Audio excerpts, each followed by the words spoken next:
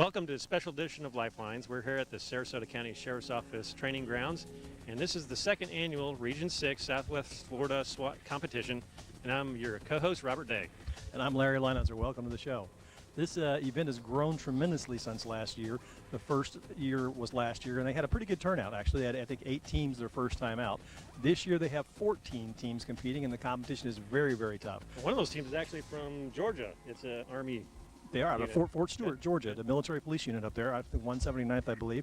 The competition with the weather and the course has been very, very tough, and there's been some great stuff. You're going to see some great highlights. It's some very action-filled events. There's a total of 4 events in this competition, but they're quite strenuous, and it tests all the skills you'd expect a SWAT team to have. And not only just the competition, but they also actually use this as a form of practice, because I've been told that the adrenaline rush that they get from here in front of the crowds and everybody else also kind of helps them with the adrenaline they would get on an actual call. It's true. Basically, they try to simulate as close as they can a real-life scenario. So a lot of the events you're going to see on this episode are going to be designed around realistic application. You'll see them run in different angles and serpentines and breach doors and sniper shots and handgun shots and everything that you'd be possibly faced with in a real-life situation, so they make it as close as they possibly can. This will be a very exciting show. Rob? And a lot of the equipment that we see here today, these teams can see what the other teams are using and see if that might work not only here at the competition, but also for their home stations. As you'll see, a lot of these guys love to network with other SWAT team members from other departments because they get great ideas, great techniques, and it gives you and us, the citizens of the counties participating, an idea of what these guys' capabilities are. Okay. All right, well, stay tuned for an exciting show. We'll see lots of highlights and see how these teams fare and who finishes on top. Go Manatee. All right, we're here with a member of the Manatee SWAT team, and could you introduce yourself? Yeah, I'm Sergeant Stan Schaefer, Manatee County Sheriff's Office. All right, and imagine it takes a lot of training to do this, and we talked earlier and you said you've been training at least 2 hours for this, but seriously, how long does it take to time that you all put in? We started training actively for competitions about 3 years ago, and we continue to do it. When a competition comes up, probably about 3 months out, we start training about once a week for it. Now, are the events, I know there's 4 events here today, but is that something that is particularly standard as far as these events, or do they vary it up as far as the different competitions? They vary it up. It's usually 5 events is what they'll do, and sometimes it's spread out over a week.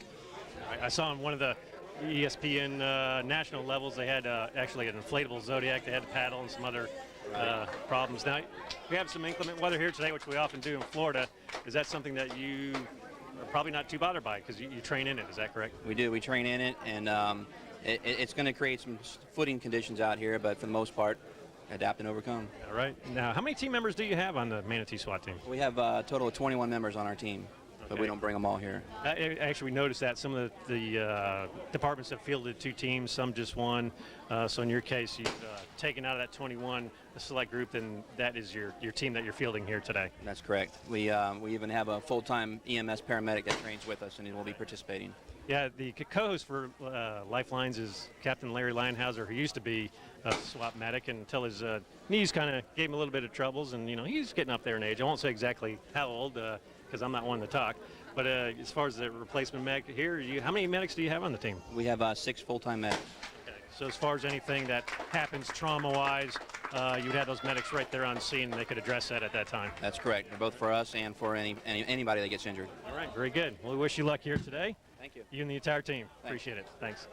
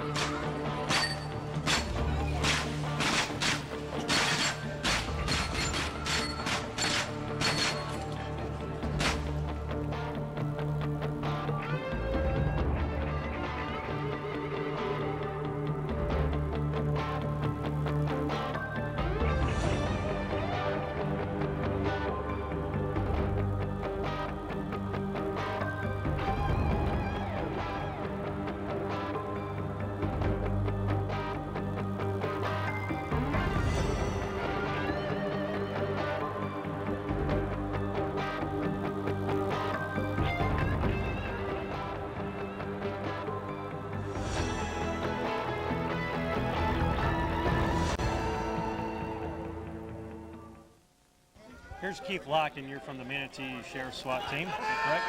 How you doing? Good to have you here today. Now, Thank you're you. the medic for the team. Yes, one of 5 that are currently on the team. There's actually 6 medic spots.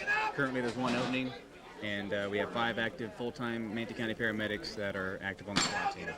Larry, is that what you did when you were on the team? I spent 11 years on this team doing what Keith is doing, and what a lot of people don't realize is that Keith has gone through training as a paramedic, obviously, and he's also gone through law enforcement academy to learn the law enforcement side of it, and only medics who have been through that can be on the SWAT team. He's armed, he's deputized, he has the same arrest powers as anybody else on a call out. And Keith, how long have you been doing this? It's in about 3.5 years now. 3.5 years. Are you enjoying this competition? Oh, this is excellent. This is excellent training. It's a good team building element, and of course it's good training for the international competition, the roundup that we do in Orlando every year. So we enjoy this. This is great. Now, I noticed that there was a hostage rescue portion where they had a rescue Randy or a dummy, 150 pounds, coming out.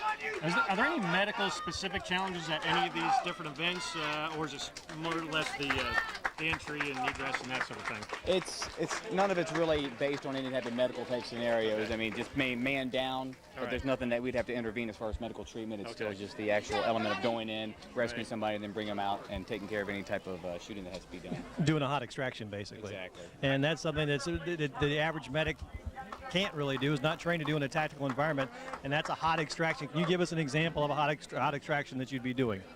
Well, say if there was a hostage barricaded inside, or someone had a group of people that was inside that were holding hostage, if something had to go, that we had to go in, and the medics usually are in the back, not like the first one's in, but if someone was shot or someone was in danger, we would go in, of course, by the element of surprise, hopefully. We'd control the situation, we'd take care of the threat, and if anyone was injured, we would then tend to their injuries or get them to an actual safe zone to where we could actually tend to their injuries. But first, we'd make sure the scene was secure, and then we could tend to any injured, either be on our team or any of the hostages that were injured. Can you give me just a quick rundown of the type of physical requirements necessary to do this type of stuff? Well, there's a lot of endurance training, I guess you could call it. Our team commander likes us to run a lot. We have an actual O course that we train on, and it's 16 obstacles that, if to look at it, doesn't look that intimidating, but once you start competing on it, it's extremely intimidating. Of course, we try out every 6 months to stay on the team. I have to tell a quick story about Keith. When he first tried out the team, I was still on the team. Keith ran one of the fastest times on the course at that point, which wasn't completely done yet, and then Keith proceeded to donate his lunch to us on the ground after he finished running. I wasn't the first, and I wasn't the last. And I tell you, Keith is an incredibly fit guy. Believe me, it was just funny because we kind of knew it was going to happen at the pace he was running, but some things you just have to experience for yourself. But Keith stays in excellent shape. He's one of the best medics on the team. But it's a good story. We may even have it on film. I'm not. I hope not. We'll I like to forget that one. Today. But being a medical professional, you knew how to do Exactly. it. Gave myself an IV, and I was ready to go. All right, Keith, listen, we got to run, but thank you very much for joining us. Great luck to Manatee County Sheriff's Office.